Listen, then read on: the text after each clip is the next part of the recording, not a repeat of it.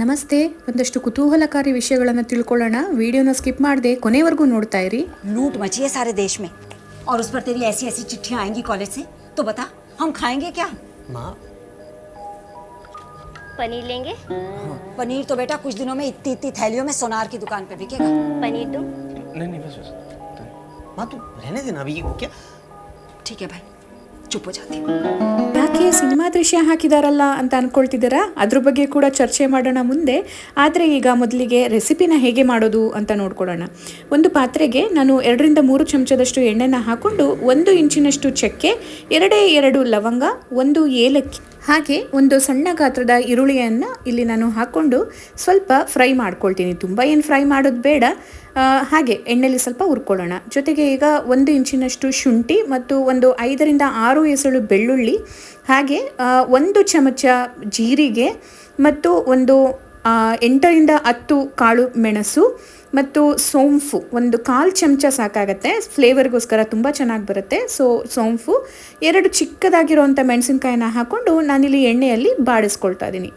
ಈಗ ಅದನ್ನು 1-2 ಸರಿ ಕೈ ಆಡಿಸ್ಕೊಂಡು 1 ಚಮಚದಷ್ಟು ಗಸಗಸೆ, 1/4 ಚಮಚದಷ್ಟು ಅರಿಶಿನ ಮತ್ತು ಟೊಮ್ಯಾಟೊ, ಇಲ್ಲಿ ಒಂದು 2-3 ದಪ್ಪದ ಟೊಮ್ಯಾಟೋನ ನಾನಿಲ್ಲಿ ಕತ್ತರಿಸ್ಕೊಂಡಿದ್ದೀನಿ, ಅದನ್ನು ಹಾಕ್ಕೊಳ್ತಾ ಇದ್ದೀನಿ. ಟೊಮ್ಯಾಟೊ, ಗೂದೆ ಹಣ್ಣು ನೆನಪಿದೆ ಅಲ್ಲ.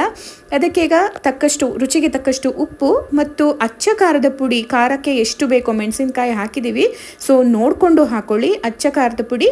ಹಾಗೆ ಸ್ವಲ್ಪ ಅಂದರೆ ಒಂದು ಅರ್ಧ ಚಮಚದಷ್ಟು ಧನಿಯಾ ಪುಡಿಯನ್ನು ಹಾಕ್ಕೊಂಡು ನಾನಿಲ್ಲಿ ಎಣ್ಣೆಯಲ್ಲಿ ಚೆನ್ನಾಗಿ ಹುರ್ಕೊಳ್ತೀನಿ. ಇದು ಚೆನ್ನಾಗಿ ಸಾಫ್ಟ್ ಆಗಬೇಕು ಈ ಟೊಮ್ಯಾಟೊ, ಅಷ್ಟು ನಾವಿಲ್ಲಿ ನಿಧಾನಕ್ಕೆ ಬೇಯಿಸ್ಕೊಳ್ಳೋಣ.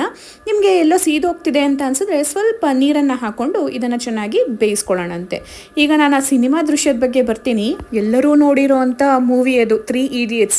ಅದರಲ್ಲಿ ಫ್ರೆಂಡ್ಸ್ 3 ಜನ ಮನೆಗೆ ಬಂದಾಗ ತಾಯಿ ಹೇಳ್ತಾರೆ ಮಗನಿಗೆ, ಪನ್ನೀರಿನ ಬೆಲೆ ಆಕಾಶದ ಎತ್ತರಕ್ಕೆ ಹೋಗ್ತಿದ್ದೆ, ಚಿನ್ನದ ಬೆಲೆ ಕೂಡ ಮುಟ್ಬೋದು ಅಂತ. ಹೌದು ರೀ, ನಿಜ. ಜಗತ್ತಲ್ಲಿ ಉತ್ಪಾದನೆ ಆಗುವಂಥ ಪನ್ನೀರಿನ 4% ಭಾಗ ಕಳ್ತನನೇ ಆಗತ್ತಂತೆ. ತಿಳ್ಕೊಳ್ಳಿ, ಎಲ್ರಿಗೂ ಎಷ್ಟಿಷ್ಟ, ಆದರೆ ಕೈಗೆ ಎಟುಕದ್ದು ಅಂತ ನಿಮಗೆ ಇಲ್ಲೇ ಗೊತ್ತಾಗತ್ತಲ್ಲ. ಓಕೆ, ಈ ಮಾತಲ್ಲೇ ಹಾಗೆ ನೀವು ನೋಡಿರ್ಬೋದು ವಿಡಿಯೋನಲ್ಲಿ ನಾನು ಬೇಯಿಸ್ಕೊಂಡಿರುವಂಥ ಟೊಮ್ಯಾಟೋನ ಈಗ ಮಿಕ್ಸಿಗೆ ಹಾಕೊಂಡು ಚೆನ್ನಾಗಿ ನೋಡಿ ಈ ರೀತಿ ನುಣ್ಣಗೆ ರುಬ್ಕೊಂಡು ಬಂದಿದ್ದೀನಿ. ರುಬ್ಕೊಂಡ್ಮೇಲೆ ನಾನೊಂದು ಬಾಣಲಿ ಇಟ್ಟು ಅದಕ್ಕೆ ಮತ್ತೆ 1-2 ಸ್ಪೂನಷ್ಟು ಎಣ್ಣೆನ ಹಾಕಿ ಸ್ವಲ್ಪ ಈರುಳ್ಳಿಯನ್ನು ಹುರ್ಕೊಂಡು ಏನು ರುಬ್ಕೊಂಡಿದ್ದೆ ಮಸಾಲೆ ಅದನ್ನು ಇಲ್ಲಿ ನಾನು ಜರಡಿಯಲ್ಲಿ ಚೆನ್ನಾಗಿ ಸೋಸ್ಕೊಂಡು ಬರೀ ಆ ಸ್ಮೂತ್ ಪೇಸ್ಟನ್ನು ಮಾತ್ರ ಹಾಕ್ಕೊಳ್ತಿದ್ದೀನಿ. ನಿಮಗೆ ಈ ರೆಸ್ಟೋರೆಂಟಲ್ಲೆಲ್ಲ ಸಿಗುತ್ತಲ್ಲ ಸ್ಮೂದಾಗಿ ಕ್ರೀಮಿಯಾಗಿ ಇರಬೇಕು ಅಂತ, ಆ ರೀತಿ ಬೇಕು ಅಂದರೆ ಹೀಗೆ ಎಲ್ಲವನ್ನು ನೀವು ಸೋಸ್ಕೊಂಡು ಹಾಕ್ಕೊಳ್ಳಿ. ನೋಡಿ, ಅದನ್ನು ಹಾಕ್ಕೊಂಡು ನಾನು ಹಿಂದೆನೇ ಇಲ್ಲಿ ಕಾಶ್ಮೀರ್ ಚಿಲ್ಲಿ ಪೌಡರನ್ನು ಹಾಕ್ಕೊಳ್ತಾ ಇದ್ದೀನಿ. ಇದರಿಂದ ಏನು ಖಾರ ಬರಲ್ಲ, ಆದರೆ ನಿಮಗೆ ಒಳ್ಳೆ ರೆಸ್ಟೋರೆಂಟ್ ರೀತಿಯ ಬಣ್ಣ ಸಿಗತ್ತೆ. ಸರಿ, ಇವಾಗ ಒಂದಷ್ಟು ವಿಷಯಗಳನ್ನ ತಿಳ್ಕೊಳ್ಳೋಣ ಪನ್ನೀರ್ ಬಗ್ಗೆ. ಭಾರತದಲ್ಲಿ ಏನೇನೋ ಕಂಡಿಡಿದ್ವಿ, ಎಲ್ಲರಿಗಿಂತ ಮುಂದೆ ಇದ್ವಿ. ನಮ್ಮಲ್ಲೇ ಅತಿ ಹೆಚ್ಚು ಹಾಲು, ಬೆಣ್ಣೆ, ತುಪ್ಪ ಎಲ್ಲ ಬಳಸ್ತಾ ಇದ್ವಿ. ಆದರೂ ಪನ್ನೀರನ್ನು ಮಾತ್ರ ನಮ್ಮ ದೇಶದಲ್ಲಿ ಕಂಡುಹಿಡಿಲೇ ಇಲ್ಲ. ಯಾಕಪ್ಪ ಅಂತ ಅಂದರೆ ನಮ್ಮಲ್ಲಿ ಒಂದು ನಂಬಿಕೆ ಇದೆ, ಹಸುವಿನ ಹಾಲು ಅಂದರೆ ಹಸು ಅಂತ ಅಂದ್ರೇ ಗೋಮಾತೆ. ಹಾಗಿದ್ದಾಗ ಹಸು ಹಾಲಿಗೆ ನಿಂಬೆ ಹುಳಿಯನ್ನು ಹಿಂಡಿ ಒಡೆಯೋದು ಹೇಗೆ ಅಂತ ಅಂದ್ಕೊಂಡು ನಮ್ಮಲ್ಲಿ ಚೀಸ್ ಆಗಲಿ ಅಥವಾ ಪನ್ನೀರನ್ನು ಆಗಲಿ ಬಳಕೆಯಲ್ಲಿ ತರಲೇ ಇಲ್ಲ. ಆದರೆ ಅರಬರು ಮತ್ತು ಅಫ್ಘಾನರು ನಮ್ಮ ದೇಶಕ್ಕೆ ಬಂದಾಗ ಅವರು ನಮಗೆ ಈ ಪನ್ನೀರಿನ ರುಚಿಯನ್ನು ಇಳಿಸಿದ್ರು. ಅದಾದ ಮೇಲೆ ನಾವು ಎಷ್ಟು ಆ ಪನ್ನೀರಿನ ರುಚಿಗೆ ಮಾರಿ ಹೋದ್ವಿ ಅಂತಂದರೆ ಇವಾಗ ಯಥೇಚ್ಛವಾಗಿ ನಮ್ಮ ದೇಶದಲ್ಲೂ ಪನ್ನೀರನ್ನು ಬಳಸ್ತೀವಿ.